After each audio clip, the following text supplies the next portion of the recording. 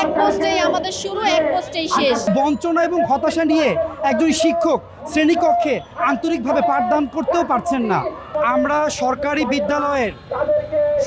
মাধ্যমিক বিদ্যালয়ের দাবি হচ্ছে, আমরা চাই এন্ট্রি পদ নবম গ্রেড ধরে 4 স্তর বিশিষ্ট পদসোপান যেন করা হয়। কেননা আমরা যদি ঐতিহাসিক প্রেক্ষাপটে দেখি, আমাদের সাথে যে সকল পদগুলো আগে যে পদে ছিল প্রত্যেকটা পদে গ্রেডের উন্নতি হয়েছে, কিন্তু মাধ্যমিক বিদ্যালয়ের শিক্ষকদের পদসোপান সেই 10ম গ্রেডে আটকে আছে। নাম্বার 1। নাম্বার 2 সেটা হচ্ছে আমাদের সিনিয়র শিক্ষক যে পদটা, অনেক সিনিয়র শিক্ষকই আছেন যারা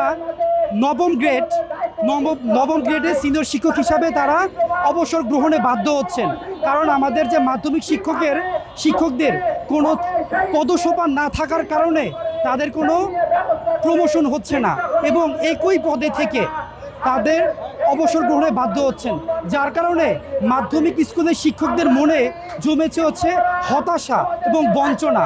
আর এই বঞ্চনা এবং হতাশা নিয়ে একজন শিক্ষক শ্রেণীকক্ষে আন্তরিকভাবে পাঠদান করতেও পারছেন না।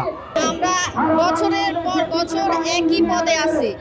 দেখা যায় আমরা সহকারী শিক্ষক পদে ঢুকছি, কর্মজীবন শুরু করছি, শেষও হয়ে যাচ্ছে অনেকে সহকারী শিক্ষক পদে। এখানে কোনো ব্লক পোস্ট, কোনো প্রমোশন নাই। আমাদের কাজের আগ্রহ হারিয়ে যাচ্ছে দিন দিন, যে আপনার এখানে কোনো প্রমোশন হচ্ছে না, আমরা এগিয়ে যেতে পারছি না।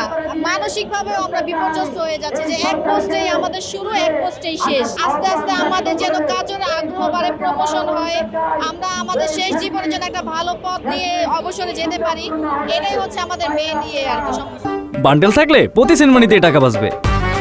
বিকাশ সেনমানি বান্ডেল কিনে জিতুন প্রতি লেনদেনে। প্রশাসনিক ক্ষেত্রেও আমাদের এখান থেকে কোনো প্রমোশন ওভাবে দেওয়া হচ্ছে না, যার কারণে মাধ্যমিক শিক্ষা স্তর অনেকটা স্থবিরতায় আক্রান্ত হয়ে আছে। আমাদের জন্য এন্ট্রি পদ নবম গ্রেড করা হয় এবং 4 স্তর বিশিষ্ট পদসোপান করা হয়। একমাত্র এবং প্রথম দাবি হচ্ছে আমাদের এন্ট্রি পদ নবম গ্রেড চাই। আমরা মাধ্যমিকের শিক্ষকরা আমাদের আশেপাশে আরও পাশাপাশি যত গ্রেডের যারা কর্মকর্তা ছিলেন, পিটিআই ইনস্ট্রাক্টর বলেন, ওসি বলেন, এরা কিন্তু একটা সময় 10ম গ্রেডে ছিল। এখন তারা সবাই নবম গ্রেড পাচ্ছে, কিন্তু আমরা এখনও মাধ্যমিকরা সেই 10ম গ্রেডেই পড়ে আছি। এরপর আমাদের দ্বিতীয় দাবি আমাদের হচ্ছে পদসোপান ঠিক করতে হবে। পদোন্নতিটা ঠিক মতো নেই। আমাদের 4 স্তরীয় পদসোপান দিয়ে আমরা একটা পদসোপান দিয়েছি, সেই অনুযায়ী যাতে আমাদের পদোন্নতি দেওয়া হয়, মাধ্যমিকে নিয়মিত পদোন্নতির ব্যবস্থা করা হয়।